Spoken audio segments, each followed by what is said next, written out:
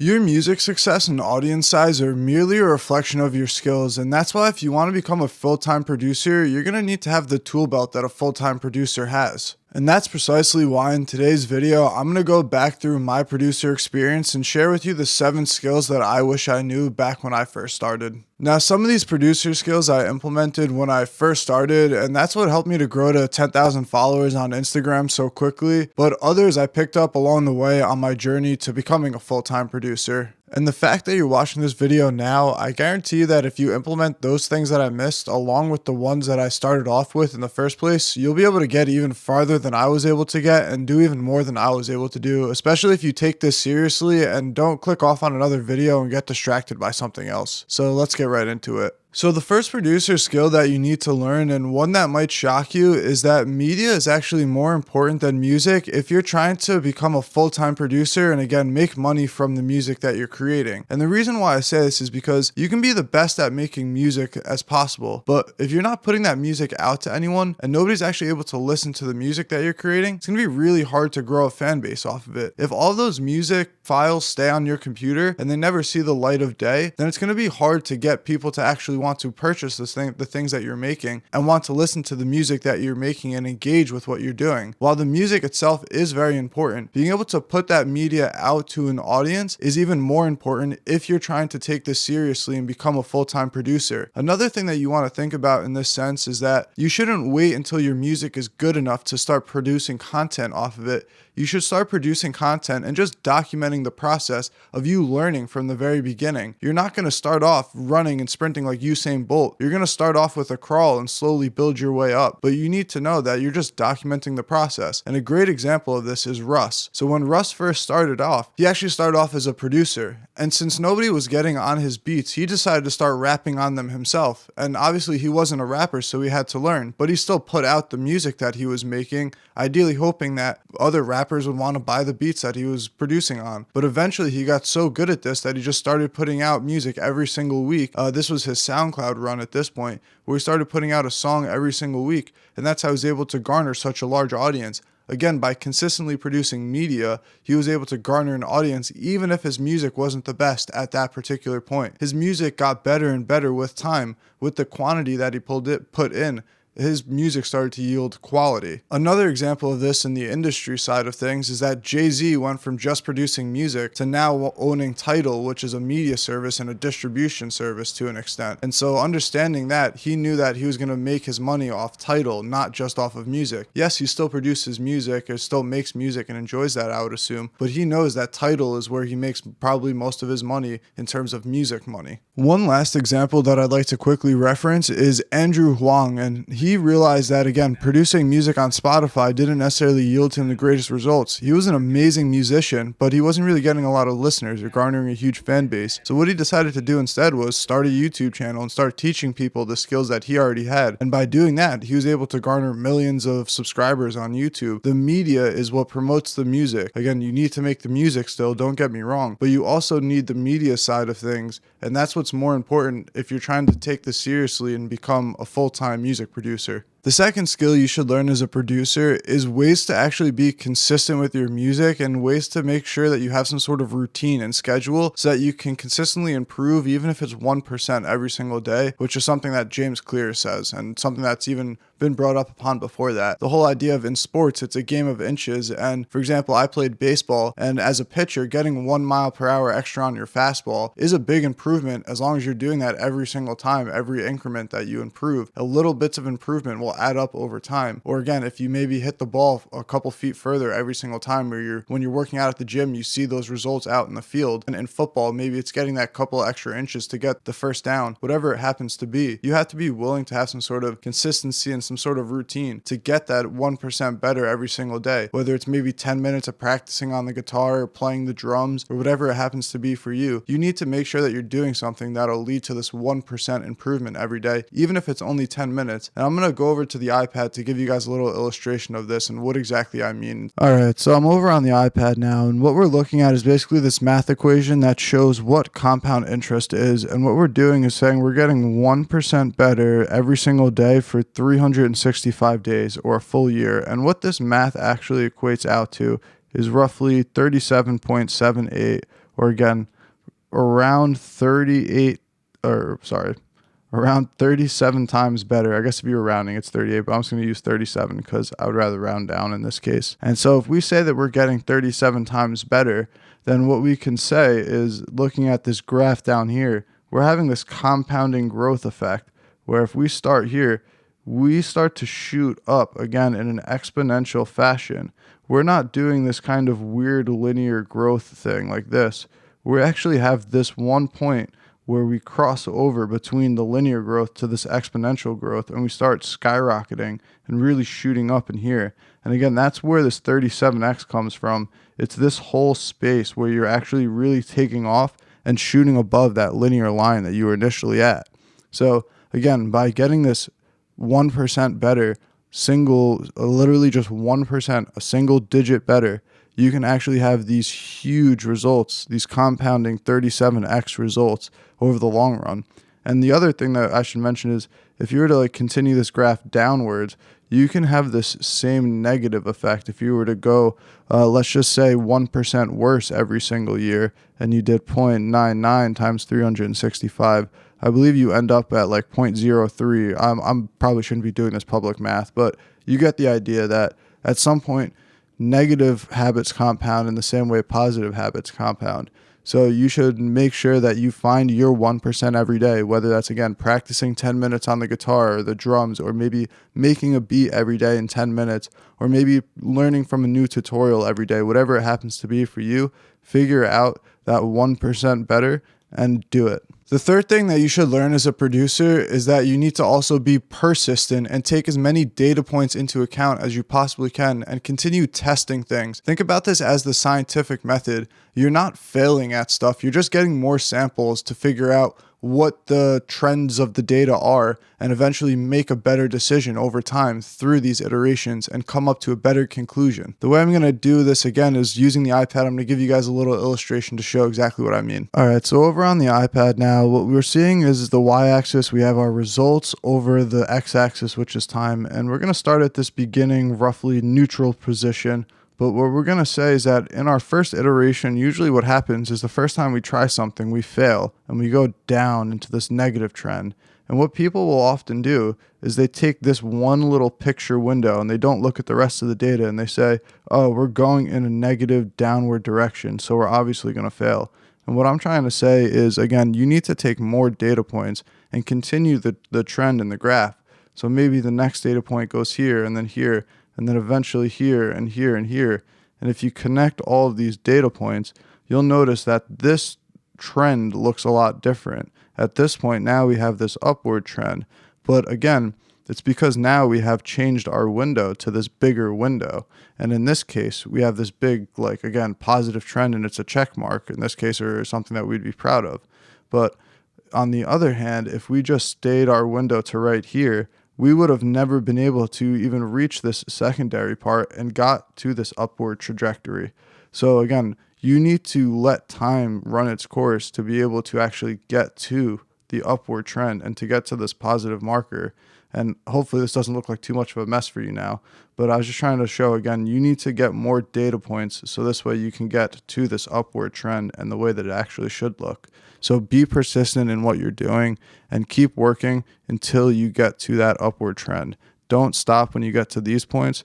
Take this point and know that it's actually going to eventually lead you to this point up here, a positive trend. The fourth skill that'll be useful for you as a producer is to understand the difference between battles and wars. And what this is that a lot of times we have to fight these small, minute battles every single day that we might not enjoy. For me, this might be, I enjoy creating this video and creating all the content around it, but the battle that's involved with it is the editing afterwards. I'm not necessarily the greatest editor. I'm not in this for the editing. I'm in this for trying to give you educational content as well as just to make music. So I'm not an editor. So that part is a little bit tedious for me. But I know that I have to go through those small battles of doing the things that I don't necessarily enjoy, whether that's, again, for some people, it might be creating content, or it might be finishing the music, or it might be doing outreach and sending emails to people.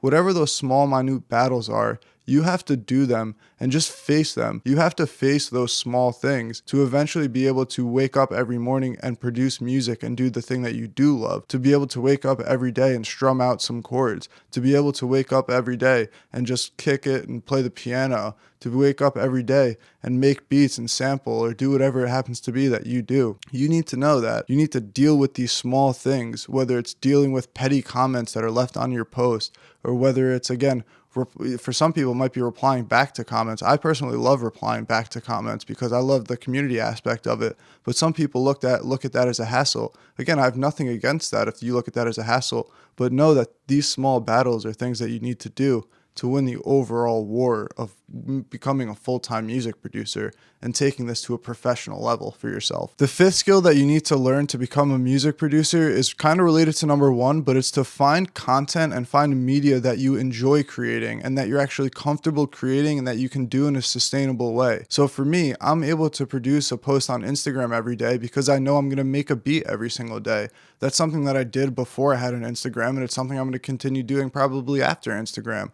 So for me in particular, I know that I can make what I would call a content pillar, that at the top of that pillar, I can put beat making posts because I'm going to sustainably and consistently make those posts for myself. I'm always going to have beats in my catalog that are sitting on my laptop that I can make posts out of and I can make video content out of. But one way that I'm going to describe this and go a little more in depth into it is to, again, go back to an illustration on the iPad and show you guys what I would call the 4 content pillar strategy. Or again, you could have more than 4 content pillars or less than this, but you should have some idea of what content pillars are for yourself. And again, I'm just going to use my content pillars as an example through this illustration. Okay, so now that I'm back on the iPad, you can see that we have 4 different pillars, and what I would call these each are basically just content pillars for ourselves. And these are the different styles of content that we're going to produce in particular. So as I said for myself, I know at the top, the first one that I can do is beat making posts. That's going to be what's going to go on the top of this first pedestal for me.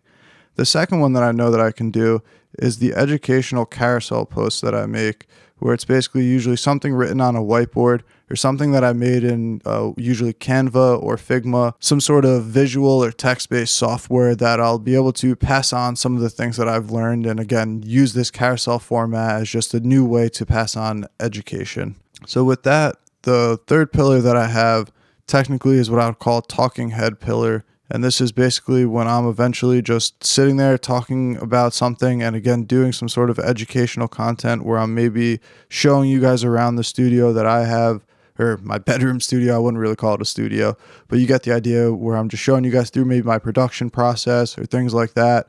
And then this last pillar, again, I'm just kind of going through these quickly, but it might be the YouTube videos that I'm creating right now. So I might say that all the YouTube videos that I make, I'm going to actually post up a single piece of content for it every single week. So I know by producing all 4 of these different pillars of content, and again, it could technically be more pillars, or if you want to, it could be less pillars and you could technically erase this extra pillar, whatever the heck you want to do. It doesn't really matter to me how many you have. So again, the 2 most important things to all this are making sure that you're staying consistent with your content. So what I mean by this is, if you can produce 1 time a week, produce once a week. If you can produce 5 times a week, produce 5 times a week. Whatever is consistent for you, you need to do that. And the other thing, and again, it's very similar, it's related to that, do something that's sustainable for you. If you can only post 1 post a week and that's sustainable, that's perfectly fine. If you can post 1 post a month and that's sustainable for you, that's fine. This is very important, because if you just start stuttering and stopping, you're never going to be able to gain the traction. You're going to keep kind of jutting the algorithm instead of actually getting the nice growth that you would want over a longer period of time. So what you need to do is, again, create content that is consistent, create content that's sustainable for you, and through that, you'll be able to grow your content and ideally get to what I was able to do, which is get to 10K followers, or to grow your audience in some way. All right, so the 6th skill, I got to use 2 hands now, is to make sure that you're actually taking breaks with your music and making sure that you're stopping at the appropriate times. Again, a lot of the time we'll continue to make music and do things that'll burn ourselves out without realizing that we're even doing it. And this is why we're tired all the time and have no energy during the day, or don't even want to make music when we get off of work at the end of a long day. So we're going to go over to the iPad to show you one more illustration on exactly what I mean by this, by using something called the attention curve. So over on the iPad now, we're looking at the attention curve, and what this is a comparison of our performance over some duration of time. So again, maybe if we're trying to produce music at the very beginning, we're producing music and everything's going really well, but if we keep producing for hours and hours and hours, at some point you will burn out and you'll get to the point where you're basically at, again, zero performance. Because if you just keep producing for, let's just say, 24 hours straight, to be extreme, you're going to get really tired by the time you get to the end of this graph, where you're not even going to feel like producing anymore and you're not going to feel like doing anything. So what you want to do, instead of, again, maybe just practicing until you burn out, or trying to work on music or marketing tactics or whatever until you burn out and you hit this end of the graph, instead of doing that, what we want to do is work until we start to feel the littlest bit of tiredness. And then what you want to do is take like a 5 or 10 minute break. And what that will do is actually bring up your attention span, and it'll make it so that you can perform better and actually have more energy to perform. And so you're going to take a break again after whatever the first time span is that you get tired at, T1, I'm just going to call it. And then you take a break, and then your attention spikes, and then it starts going down again once you start working. And then again, you hit some sort of bottom out level that's lower than the bottom of before. And at that bottom out level, you realize, oh, I lost my attention again. So you take another break at time 2, whatever it happens to be. And now your attention spikes again, and you can continue this trend. And again, eventually you will burn out. But the idea is now you're burnt out at a longer rate than the other person is. Or what you can do is actually stop earlier so that you still have some amount of energy left underneath. So this way, again, you're not tired at the end of the day. And the easiest way that you can do this idea is by doing something called the Pomodoro technique, which is that for every 25 minutes of work that you do, oh wow, that looks awful. That is a 5 though. For every 25 minutes of work that you do, you should take about a 5-minute break. And the reason why I was using those time 1, time 2, time 3s here, etc., whatever, what you actually want to do, and what I would say to do, is take the average of these 3 times and use that as your work time. So again, for some people, 25 minutes of work might be too much time. They might not be able to work for that long. So maybe again, your time 1, let's just say, was 10 minutes. Your time 2 was 15 minutes. And then your time 3 was, 5 minutes or something like that. So you know that the average of these 3 times you should use is, instead, don't use 15 minutes. What we want to use instead is a 10-minute time break. So again, the whole idea is that you want to figure out some time for yourself that you can work for, that's sustainable for you, and that you don't lose your attention at, or that you do lose your attention at or after.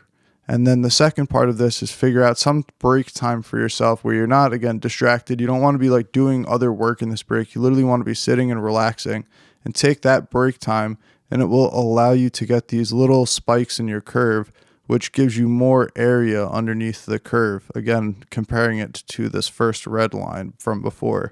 So again, all that we're doing, all this extra area in between, is just more energy, more attention, more work that's getting done by using something like the Pomodoro technique, which I'm going to try to spell out right now and see how this works. All right, there we go, the Pomodoro technique. So once you know what that is, again, that's these breaks that you're using above that I was talking about. Figure that out for yourself, and that will help you to, again, know when to take breaks and be more sustainable with your music and not burn out. So the last tip that I have for everybody, which is tip number 7, if you've made it this far, is to make sure that you invest in yourself at the appropriate rate though. And what I mean by this is only invest like 2% of your yearly salary, or roughly like a day worth of work or 2 days worth of work. So again, maybe you're getting paid $25 an hour and you work an 8-hour day or something like that. Again, I'm just using arbitrary numbers. Whatever your numbers are, you can work it out. But for this, you might make $200 a day. So if you do the math, you can spend roughly a day or 2 worth of that salary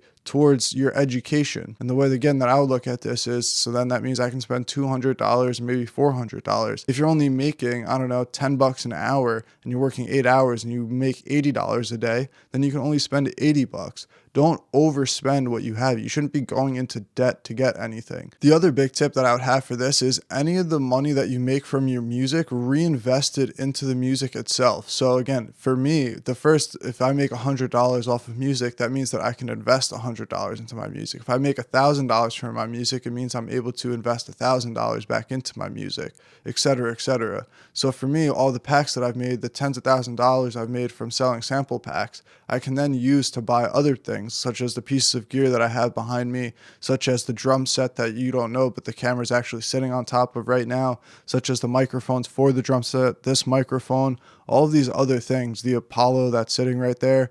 All of these things were bought from the music that I made. And all of the other things that I bought, like the courses to learn marketing stuff, or the courses to learn more about music theory and learn about how to create samples and do sound design, and going to somebody like Lightfoot, for example. The first thing that I ever did was when I was in Boston as a college student, I went to a Lightfoot course, and I went to 3 lessons by him, and I went with him and he taught me a lot about making music. And from that point, I was able to catch traction and actually figure out where I was going and kind of actually get to the point where I am now and becoming a full-time producer. I still think about that one little course that I took. It was like $50 per session that I went with him, and it was amazing. And there was like 10 of us in a small group. That small thing was the catalyst for my music career where I'm at today. So be willing to invest in yourself at a reasonable rate. Again, I put emphasis on the word reasonable in this case. Only take about 1 to 2% of your salary or what you're making in your hourly rate, and only take, again, a day or two of what you're making, or again, only take as much as you've made from the music and reinvest that amount back into the music. You should have limits to these things, and you should never be going into debt or overextending whatsoever to pay for these things. But you should be willing to reinvest in yourself when you have those funds available. Again, even if it's as small as 1%. Going back to, I think it was number 2, skill 2, if you compound 1% every single day over time, you will then get to, again, 37x better. So do the math, make sure that you don't go into any sort of debt, and make reasonable decisions. Again, 1% every day over the course of a year, you will lead to great compounding results. So with that, those are the 7 skills that I wish I knew when I first started producing, and that hopefully can pass on to you guys to start implementing right now and start your journeys to getting to 10,000 followers like the way that I was able to. Again, just trying out these things and staying, again, consistent with it, facing these battles every day, making sure that you're getting 1% better every day. All of these things that we mentioned will add up together to be able to help you reach your music goal, whatever the heck it happens to be for yourself. So with that being said, make sure you like the video, comment down below what you think and anything else that you might want to see, because I'll be making more videos soon, and subscribe for more as well, because I'll be posting up more videos here. And with that, peace until next time.